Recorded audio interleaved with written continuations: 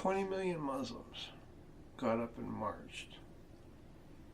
The same, group of people that everybody calls terrorists got up and marched. Did they have any protective gear? Did they have any protection? Did they have anyone monitoring, the area around them for ambushes, attacks, car bombs, any of that stuff that they're accused of? Where was the rest of the world? Well, the 20 million terrorists were out marching for what is right, doing what the rest of the world doesn't do. These 20 million Muslims got it in their head to go out and make their position known and stand up for what is right. But meanwhile, the whole world screams that they're terrorists. Well, a large part of the world, or a big percentage, I don't scream that they're terrorists. Now, if you want to get me started about Christians, Catholics, and all that other shit, I'll call them freaking terrorists. Every sector, every group has its good and bad apples. Now, to generalize and blame the whole group for the bad choices of the few is just wrong. And 20 million Muslims just showed the world that. 20 million Muslims did what is right while the rest of the world sat on its ass. So, what should I say about that? Well, I don't know about what I should say, but I will say 20 million Muslims are better than most of the other rest of the people in the world. The rest of the people in the world sit at home eating their cereal and their Oreos and drinking their coffee and running out the door to the donut shop to get their coffee or whatever. But they don't do anything about what is wrong in the world. And meanwhile, they scream that Muslims are terrorists. Meanwhile, 20 million of these terrorists went out and did what needed to be done. They marched against what is considered probably the most horrendous group in existence right now. And I must commend that, no matter what the world might think of my position, what I'm saying, or anything else. I particularly don't like much of the way the world acts, generalizes, treats certain groups, certain ethnicities, certain religions, all kinds of stuff. We heard that the USA has given $38 billion to Israel. And what do I know of Israel? I know that they're molesting their own children. I know that they're abusing Palestinians. And the USA is paying $38 billion towards that. So, what does that say? That says that there's a lot of freaking sickness. And not to be, insulting or negative, but the people at the bottom of the pile, as always, the abused are the ones that are actually doing what needs to be done.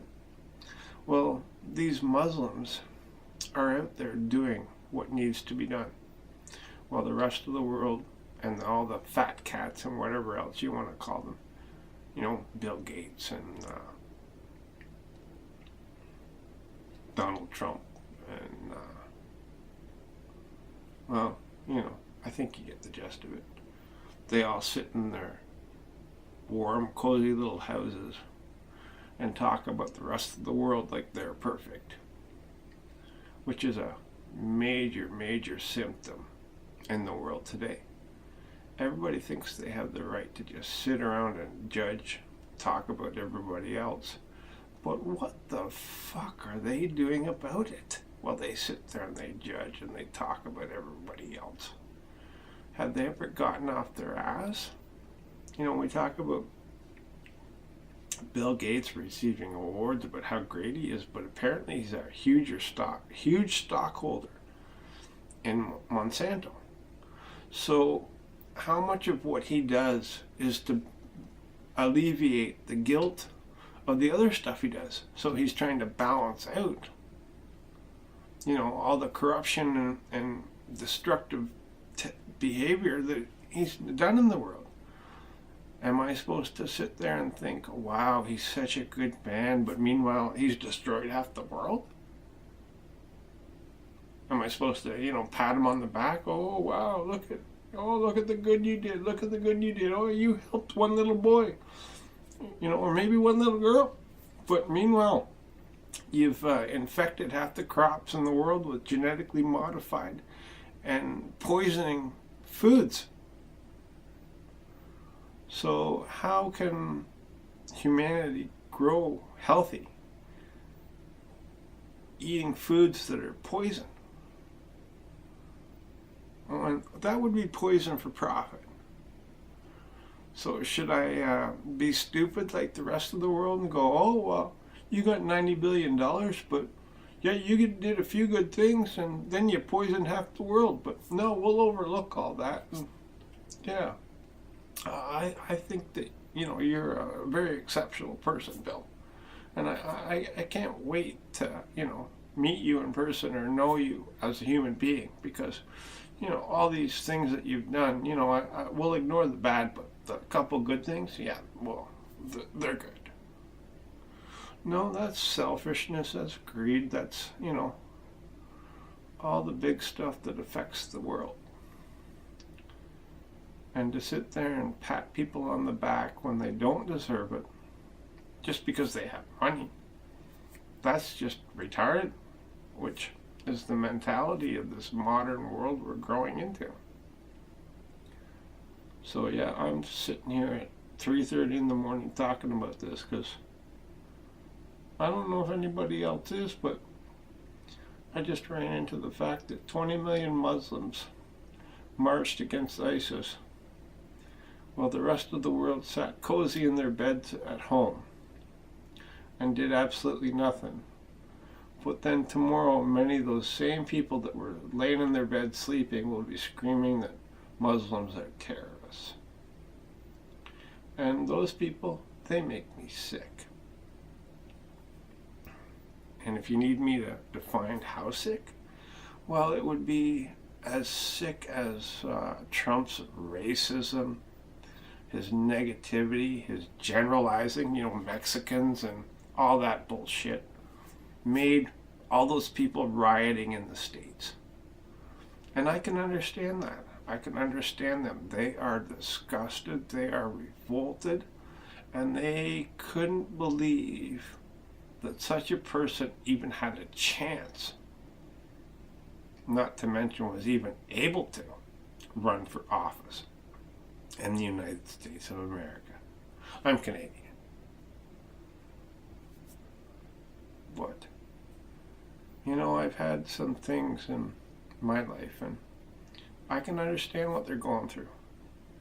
You know, when a girl gets raped and then she finally comes out of the denial and the self-blame and that, she apparently goes through a lot of the same stuff that is going on in the States right now. So, if you need something to correlate it to or help you understand, look up, you know, the denial and everything of rape and coming out of the self-blame and all those other circumstances pertaining to those instances, because they're well documented over the years. Just, I don't know how well they're discussed in their entirety, but I would imagine if you looked up enough cases and discussing and going through court about rape, you would cover all the self-blame and everything else, and then all the rage that comes boiling out of you when you finally decide to face the fact that it happened.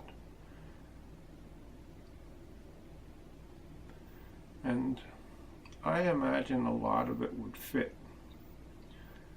what is going on in the States right now with the racism that came out of Trump and all the bullshit and negativity, all the division, all the racial segregation. He didn't just attack Mexicans. He attacked everybody. His wording, it attacked me as a white Canadian. And, I was disgusted by him. And I never thought that he would have a freaking chance in the world to be where he is right now and where he may be in 2 months down the road. I don't care what any American thinks of that. If they don't like me saying that, well, that's too bad. Because do you know how much racial hate and negativity has started erupting on the streets of Canada ever since Trump won? Yeah, that's right. Even though we're not tied to the States directly affects Canada. And as far as I'm concerned, they can end NAFTA. We can close the freaking border, and Canada can use its resources to independently provide for Canadians. Which, when it comes right down to it, think about Canada and its body mass, like the volume of property, providing for 40 million Canadians, compared to the property mass in the States providing for 300 million Americans. There's a substantial difference there. Canada can very easily maintain itself. The States, I don't think so. Now, if Canada took its trade and business and started dealing strictly with China, China has there's also India, but which basically is pretty close to equal with China. But China basically has a huge mass for population. And Canada has a huge amount of resources with a very small population. So if we cut out of NAFTA, we'd still deal with Mexico, but we would be cutting the USA out of the middle. So Canada could go and start dealing with China to get a large population to pick up and pay for all the resources that we have available, and especially the ones that were no longer being shipped to the States. Then on top of that, we could still deal with Mexico. We could transition all of our business function to cut the U.S. completely out of the middle. And then as it became more available, I'm sure India would also pick up a big part of the available inventories and product that Canada had, because they weren't selling them to the States anymore. Canada would be out of the NAFTA agreement, so the taxes and everything would be back in our control. So as we exported them, we would be able to tax them outside of that agreement. Canada would be far more lucrative, and it would no longer be babysitting the big brother that everybody thinks protects us and helps us. When they don't, they take us for granted. They dump on us. They give us their stress, their negativity, and all of this crap. And what do we get in return? We get Trump being put into office and all of his negativity boiling over. People don't realize it, but Canada trained after Camp X was created, Canada trained all of their Secret Service and secret agencies. Canada contributed in major ways to the USA, but gets no credit for it. And then who did they call when that, it was just a movie that came out a little while ago, over the past couple of years, when that delegate got trapped in that foreign country and they needed to get the person out? Who did they call? They called Canada. So Canada, considering it's only, roughly 1/10 of the USA's population, has been babysitting the USA for long enough and not getting any respect or any recognition in return. On top of that, it takes all the negativity, based on association. All of the countries in the world that want to, maybe do business with Canada or maybe have trade with Canada or whatever, shy away because they don't like the States.